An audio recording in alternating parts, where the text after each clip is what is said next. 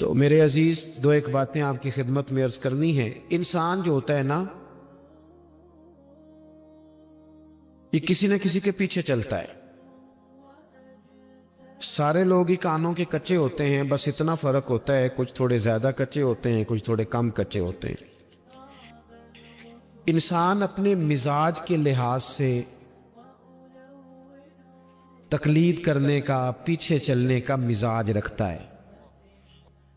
اس کی طبیعت ہوتی ہے، یہ کسی کی بات مانتا ہے، کسی کی سنتا ہے، پیروی مزاج ہوتا ہے۔ کچھ لوگ یہ بات مانتے ہیں کہ میں فلانے کو فالو کرتا ہوں، کچھ مانتے نہیں، لیکن سبھی کسی نہ کسی کے پیچھے۔ حضرت شیخ الاسلام خواجہ قمر الدین سیالوی رحمۃ اللہ علیہ کی خدمت میں ایک شخص نے آ کے کہا کہ آپ امام اعظم کی تقلید نہ کیا کریں، امام صاحب کی بات نہ مانا کریں۔ تو خواجہ صاحب شیخ تو تھے ہی، طریقت اور تصوف میں تو اللہ تعالیٰ نے انہیں دسترس عطا فرمائی تھی، وہ منطقی اور فلسفی بھی بڑے تھے۔ اس شخص نے کہا کہ آپ امام صاحب کی بات نہ مانا کریں۔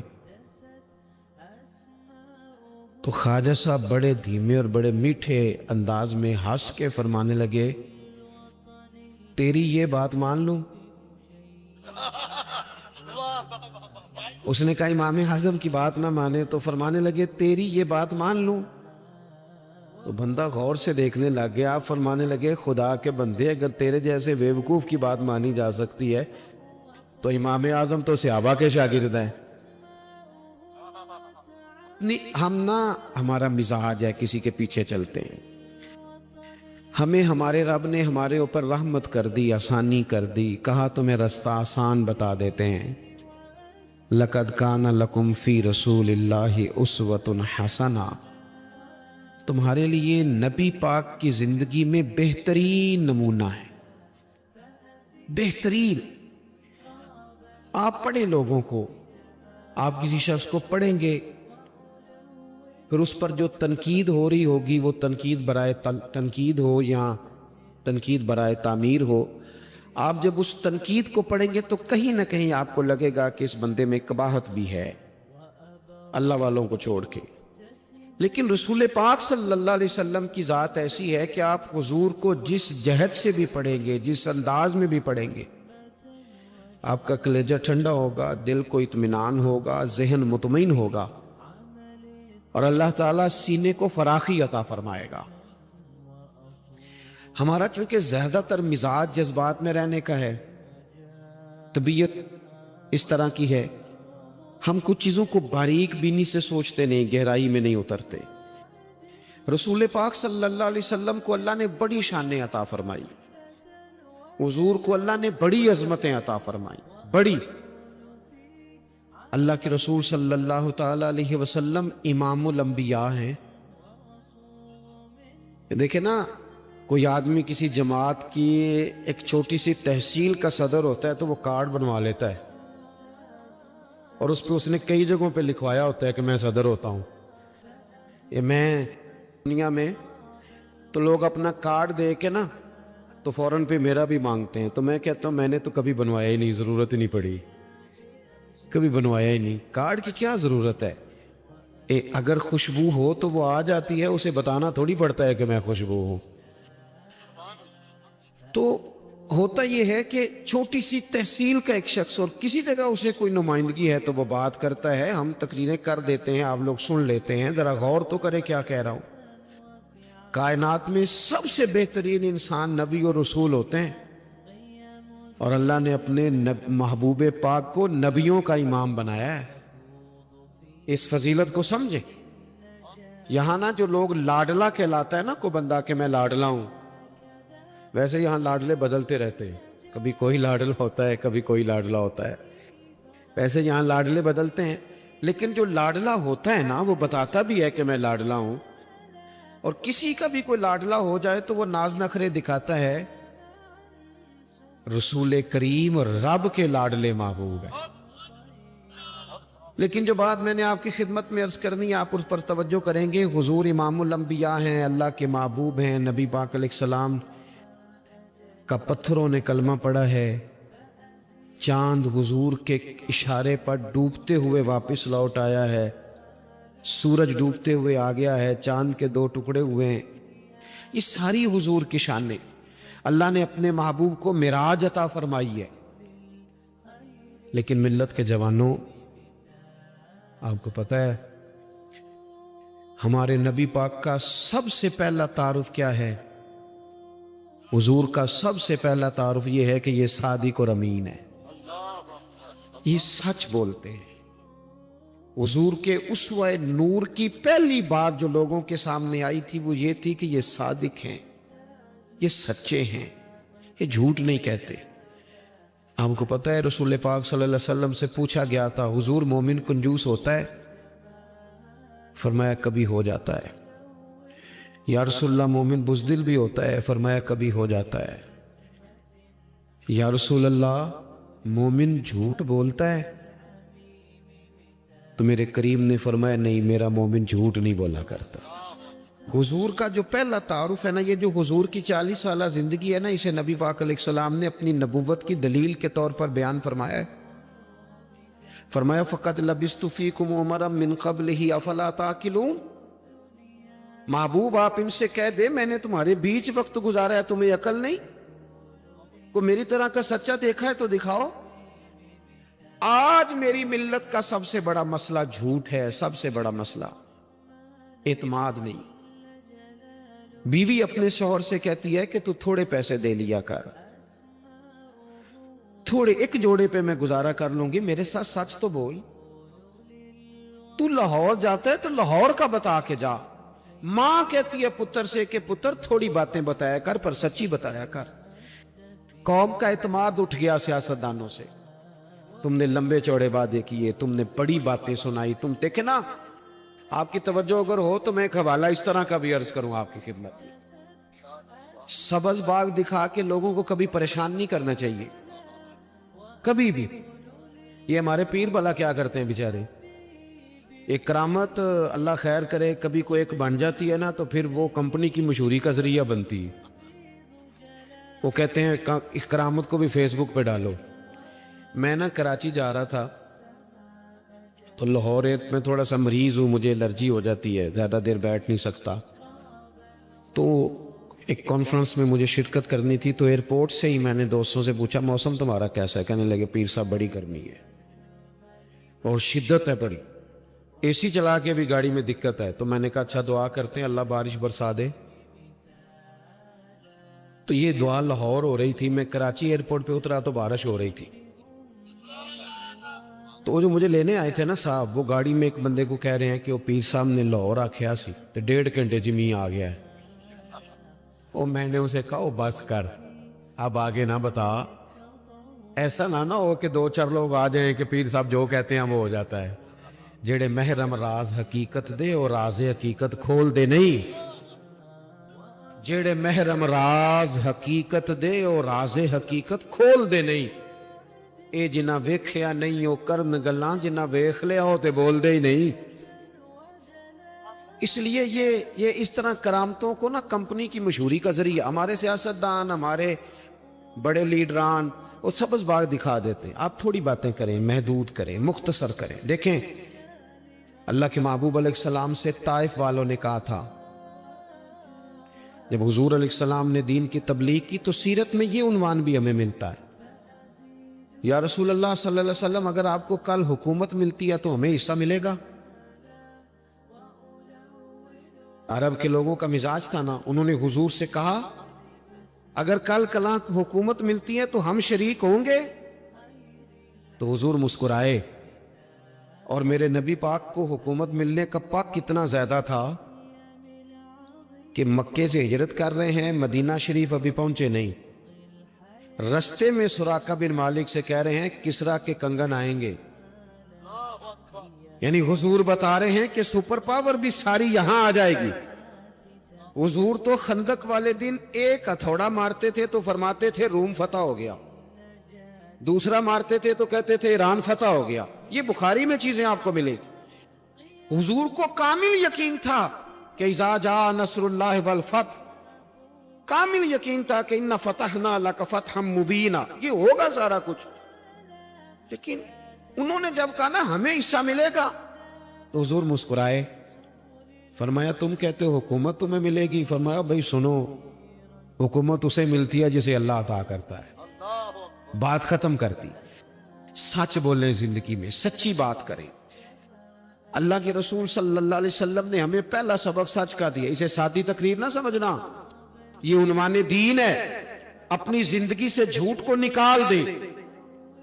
آپ جو تھوڑی باتیں کر لیں پر جو کہیں اس پر کھڑا ہونا سیکھیں۔ اپنی زندگی کے اندر استقامت کا نور لائیں۔ جوانوں، کبھی بھی جھوٹ کی بنیاد پر رشتے نہ قائم کرنا۔ آتے ہیں رشتہ دیکھنے والے تو کوئی باتیں سناتے ہیں، ہمارے گھر والے ہو بیٹا تو ولی ہوتا ہے، کیا بات ہے؟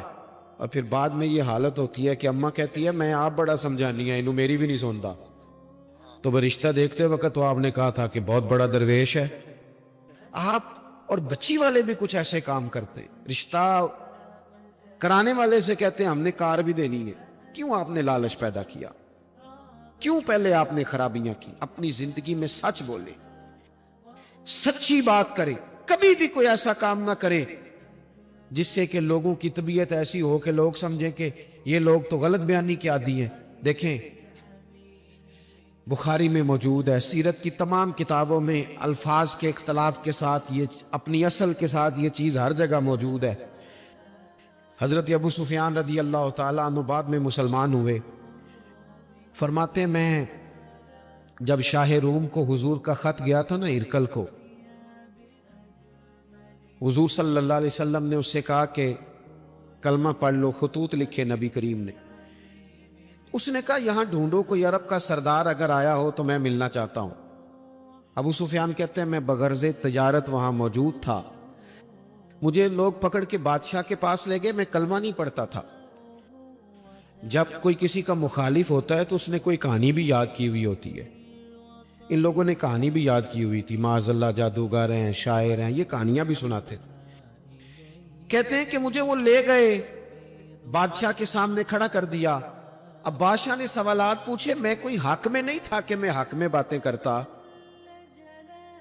میں تو اس وقت تک کلمہ نہیں پڑھتا تھا، اور جو کفار کہتے تھے وہ ساری باتیں میں نے کرنی تھی۔ کہتے ہیں بادشاہ نے اپنے دربار میں کھڑا کر کے سوال کیے، بڑے سوال پوچھے، بڑے میں نے جواب دیے، بڑے سوال پوچھے۔ یہ بھی پوچھا کہ ماننے والے ان کے غریب ہیں کہ امیر ہیں؟ میں نے کہا نہیں، ماڑے ماڑے بندے ہیں۔ میلاد کے جلوسوں میں بھی ماڑے ماڑے بندے ہی جاتے ہیں، ماڑے ماڑے ہیں، غریب لوگ ہیں۔ اس نے یہ بھی پوچھا کہ ماننے والے بڑھ رہے ہیں یا گھٹ رہے ہیں؟ میں نے سارے جواب دیے۔ او ملت کے جوانوں، خدا را میری بات سننا۔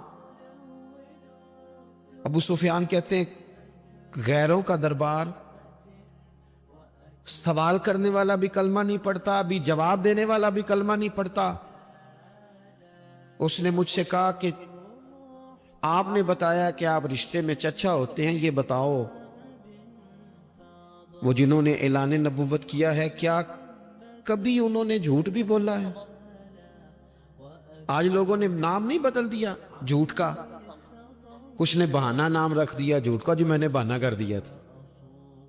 کچھ کہتے ہیں جی وہ تو میں نے تو بس ایسی بات، وہ تو میں نے مذاق کیا تھا۔ جھوٹ کے نام نہیں بدل دیے لوگوں نے۔ ابو سفیان کہتے ہیں مجھ سے بادشاہ کھڑا کر کے پوچھنے لگا کیا کبھی انہوں نے جھوٹ بھی بولا ہے؟ ابو سفیان کہتے ہیں کہ لمحے کے لیے میرے دل میں آیا کہہ دوں کہ بولا ہے۔ پھر میں نے کہا ایک تو یہ عرب کی وفاداری کے خلاف ہے، اور دوسرا میں کہوں گا وہ جادوگر ہیں تو شاید کو ایک سیکنڈ کے لیے توجہ کرے، میں کہوں گا وہ شاعر ہیں شاید کو توجہ کرے، اور مدینے والے نے جھوٹ بولا یہ تو مانے گا ہی کوئی نہیں۔ سنو، جن چیزوں کو معمولی سمجھ کے ہم نے رائج کیا وہ ہمارا وقار لے گئی۔ دنیا ہم پر اعتماد نہیں کرتی۔ ہم اس ملک میں بستے ہیں جہاں زلزلہ بھی آئے تو غیر ملکی امداد کرنا چاہیں تو وہ کہتے ہیں حکومتوں کے ہاتھ میں نہیں دیں گے، خود جائیں گے۔ ہمارا یہ حال ہو گیا ہے کہ قوم پر اعتماد اٹھ گیا دنیا کا۔ ہمیں پلٹنا ہے، ہم نے دیکھنا ہے ہمارا رویہ کیا ہے، ہمارا انداز کیا۔ تھوڑی کر لیں باتیں، کو ضروری ہے صبح شام بولنا؟ تھوڑے کر لیں باتیں۔ थोड़े दावे कर ले, कुछ जरूरी है? सुनो मेरे अजीज, अबू सुफियान कहते हैं कि उसने कहा कभी झूठ भी बोला है? मैं सोच में पड़ गया। बादशाह ने फिर दोहरा के कहा, सरदार चुप कर गए हो, मेरे आखिरी सवाल का जवाब दो, क्या कभी उस करीम ने झूठ बोला है? अबू सुफियान कहते हैं मेरे हाथ में चढ़ी थी, मैंने वो जमीन पर रखी और मैं खड़ा हो गया। मैंने कहा सरदार सुन, वो मेरे रिश्ते में भतीजे हैं, मेरी बड़ी मुखालफत है, मैंने उनके खिलाफ जंगें लड़ी हैं, कभी वो गालिब आए कभी मैं गालिब आया, आज तक मैं लड़ रहा हूं। लेकिन मैं एक बात तुम्हें जिम्मेदारी से कहता हूं, मैं गैर नहीं हूं, वो मेरे भतीजे हैं। मैंने उनको मां की गोद में भी देखा है, दादा के कंधों पे भी देखा है, चचा के घर में भी देखा है, खतीजा का दूल्हा बने भी देखा है, ज़ैनब से लेकर फातिमा तक बेटियों को गोद में खेलते भी देखा है। मैंने उन्हें बदर और ओहद में आते भी देखा है। मेरे सामने पैदा हुए और मेरे सामने उनके बालों में सफेदी आई। मुखालफत अपनी जगह पर मैं तुम्हें यह बात जिम्मेदारी से बताता हूं, उस महबूब की जुबान से जो भी निकलता है हाथ कर साची निकला करता है। वो असीर दुश्मन की चाह में भी, मुखालिफों की निगाह में भी वो अमी है, सादिक है, मोतबर है। मेरा पैगंबर अजीम तर है, मेरा पैगंबर अजीम तर है, मेरा पैगंबर अजीम तर है। अबू सुफियान कहते हैं मैं ये लफ्ज कहे तो कितने ही लोग दरबार में रो पड़े, एक सन्नाटा छा गया, कोई सहाबी नहीं वहां, कोई नारा लगाने वाला नहीं, कोई अपना नहीं, लोग रो पड़े। कहते हैं बादशाह ने चादर उठाई, कंधे पे रखी, कुछ देर सोचता रहा, फिर वो चल दिया। मैंने पीछे से आवाज दी, मैंने कहा तूने इतने सवाल पूछे, मैंने इतने जवाब दिए, को रिजल्ट भी तो बताना, क्या निकला, नतीजा क्या है? तो बादशाह ने पलट के मेरी तरफ देखा, कहने लगा सरदार नतीजा तो निकल आया ना यार। जिस बंदों से झूठ नहीं बोला, वो ये झूठ क्यों बोलेगा कि मैं अल्लाह का रसूल बन के आया? इसने ओ मेरे भाई अपनी जिंदगी में सच लाओ, खुदारा हमारे घरों से लेकर हुकूमत के ऐवानों तक जरूरत सच की है, जरूरत सच की है। दूसरी बात, अपनी जिंदगी में दयानतदार हो जाएं, छोड़ दे सामने वाला क्या कर रहा है।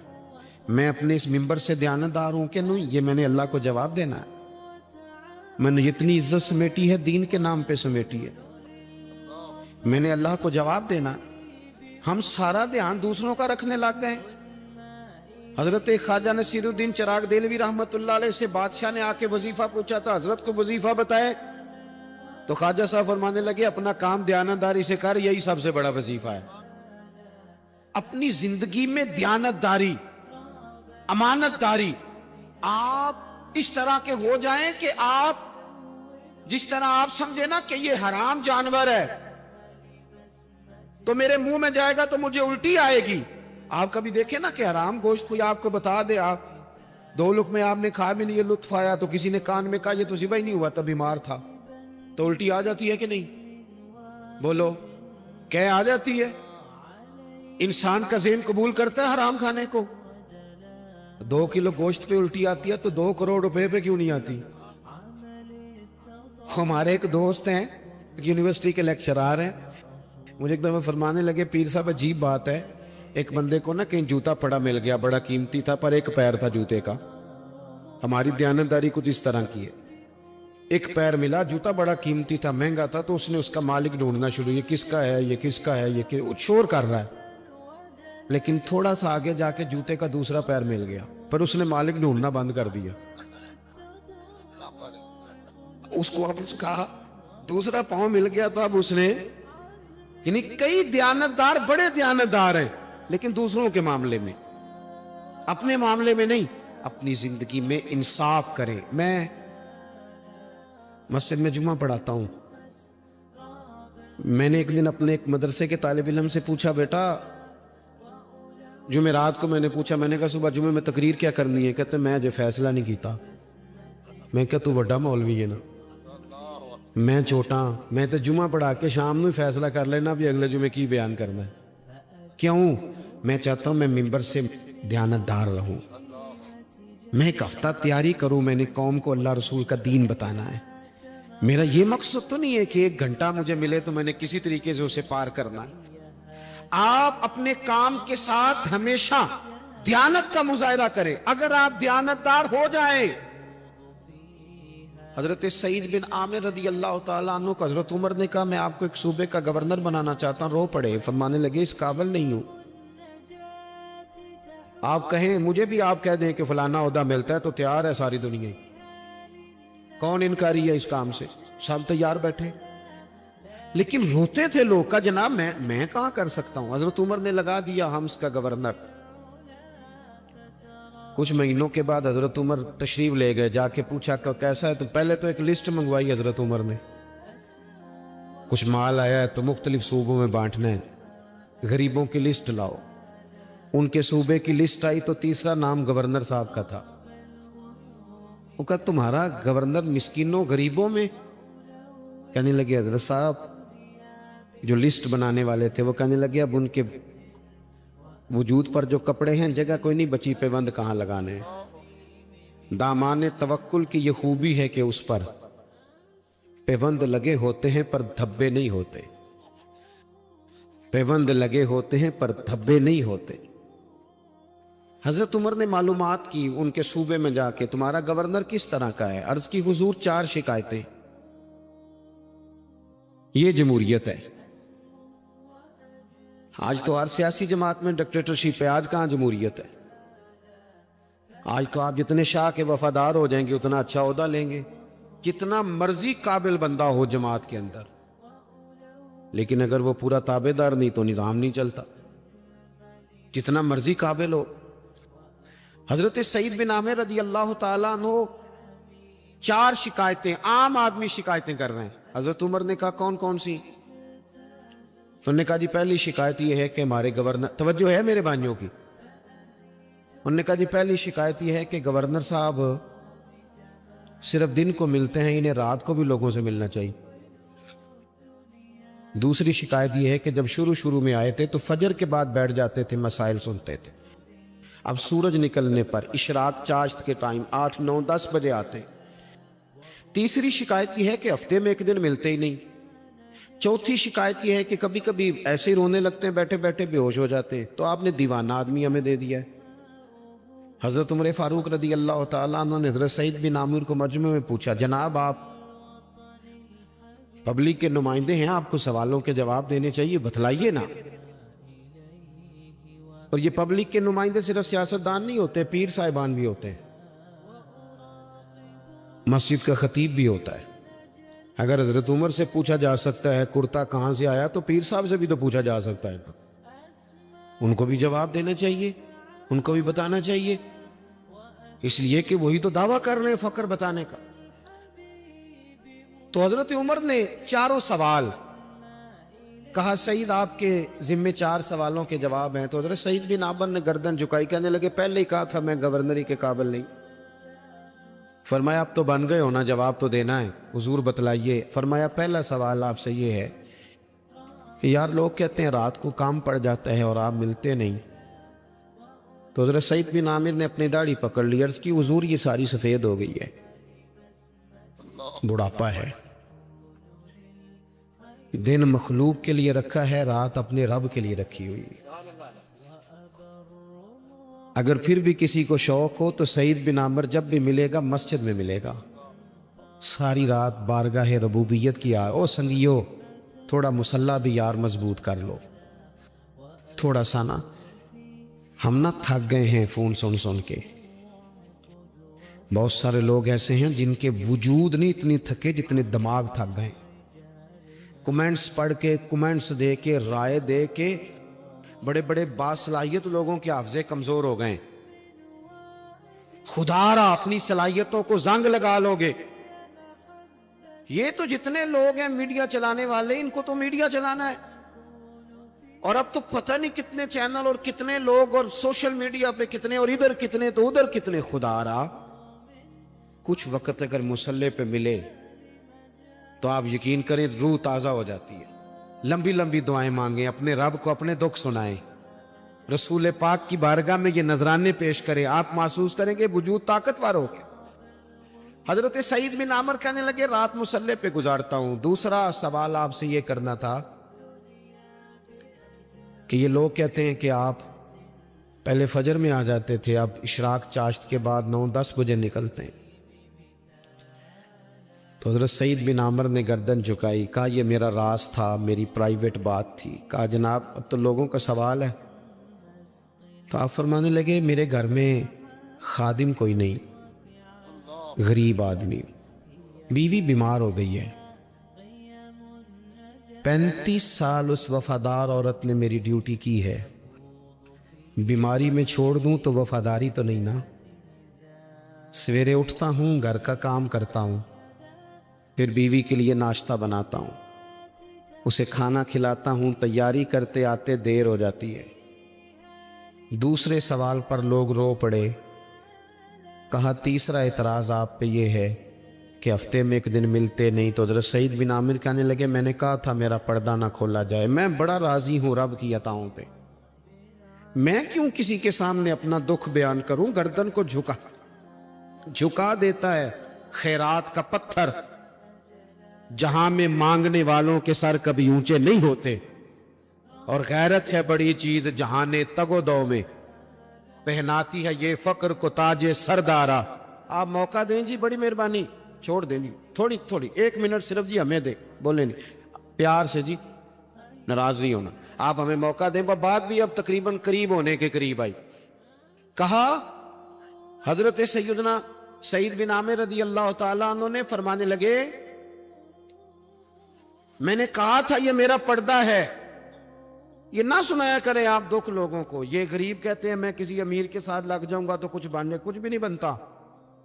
چھوڑ دیں آپ، دکھڑے رب رسول کو سناؤ، خیرات بھی ملے گی اور عزت بھی ملے گی. وہ دیں گے اور کسی کو بتائیں گے بھی نہیں.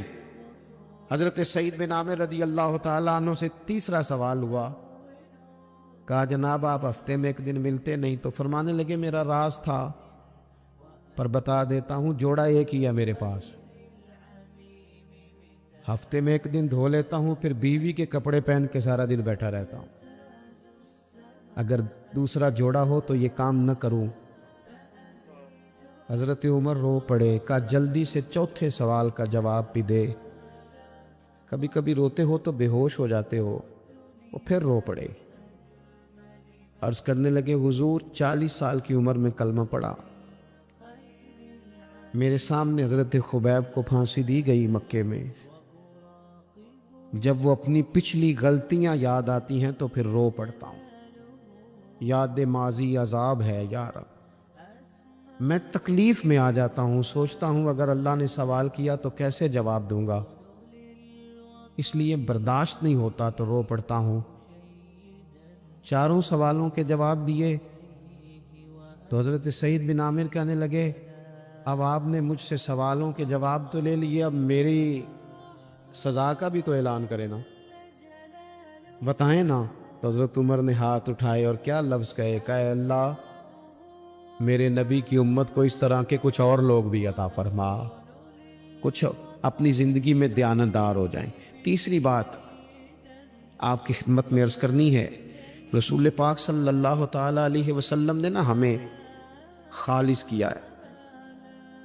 حضور کا سارا دین اخلاص کا درس دیتا ہے. یہ جو ریاکاری ہوتی ہے نا، نوجوانوں میری بات پہ غور کرنا، یہ جو ریاکاری ہوتی ہے نا، یہ بنیادی طور پر اداکاری ہوتی ہے. اداکاری بندہ زیادہ کر نہیں سکتا، تھک جاتا ہے. مخلص زندگی وہ ہوتی ہے جو آپ نارمل جیتے ہیں. مخلص آپ ہوتے ہیں جب آپ اپنی والدہ کے پاس نہیں بیٹھے ہوتے. آپ نے جب 5 سٹار ہوٹل میں روٹی کھانی ہے نا تو پھر آپ کو پلیٹ کے ساتھ ٹیشو پیپر بھی ساتھ رکھنا پڑتا ہے، پھر رج کے روٹی کھائی بھی نہیں جاتی.